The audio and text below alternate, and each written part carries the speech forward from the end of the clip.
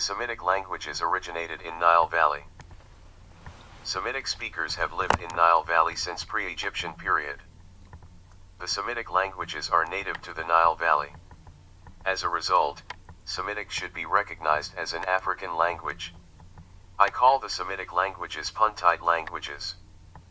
The Semitic-speaking people are native to the Nile Valley and Northeast Africa. They did not originate in Arabia. The Semitic languages are divided into 4 groups: Northeast Semitic, Northwest Semitic, Southeast Semitic and Southwest Semitic. The Ethiopian Semitic languages belong to the Southeast Semitic subgroup.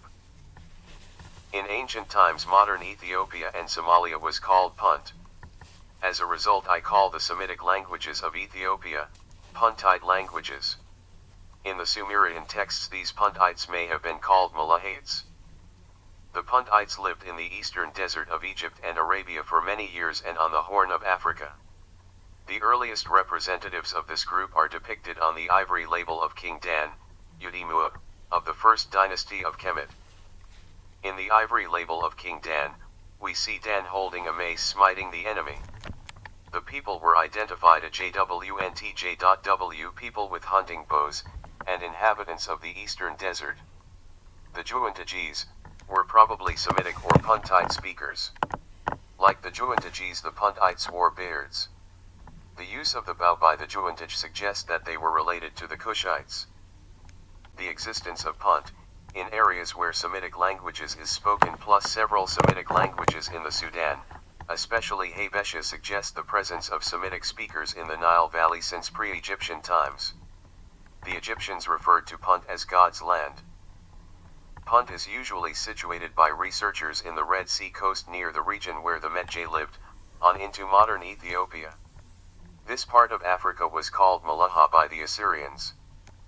Much of what we know about Punt comes from the Deir el-Bahri temple. On this mural is depicted the Puntite king Parahu, right, and his wife Ati. Note that King Parahu wears a beard. These areas today are inhabited by Semitic speakers, Puntites, Habesha, and etc. The intimacy between the Puntites and Egyptians make it clear that Semitic speakers were recognized as a respected population related to the Egyptians. This would explain the Semitic-speaking populations in the Nile Valley who are not Arabic speakers. This is why I call the African Semitic languages Puntite languages, because they were probably formerly spoken by the people of Punt. The pre-Egyptian presence of Semitic speakers in the Nile Valley is supported by 1. The presence of Habesha and colloquial Sudanese Arabic, CSA, in the Sudan and Nile Valley, and 2. Semitic loanwords in ancient Egyptian and Meroitic. Is a Semitic language, but it is not Arabic. If Semitic languages in the Sudan were the result of the spread of Islam, CSA would be an Arabic dialect, but it is not an Arabic dialect. Anta Diop found an African root at the base of Semitic root words. Dr. Diop noted that the Semitic tri-consonant root system is genetically related to the African root words in Semitic. As a result, I call the Semitic languages Puntite languages. Egyptian and Semitic languages shared grammatical features and cognate. Egyptian Semitic terms were recognized by Ehrman and Albright, c. A. Ehrman. 1885 Das Verhältnis der Ägyptischen zu den Semitischen Sprachen ZDMG1XLVI, 9, and W. F. Albright, Egypto-Semitic Etymology, The American Journal of Semitic Languages and Literatures, Volume 34, Number 2, January, pages 81 to 98. CSL and Arabic are 2 distinct Semitic languages.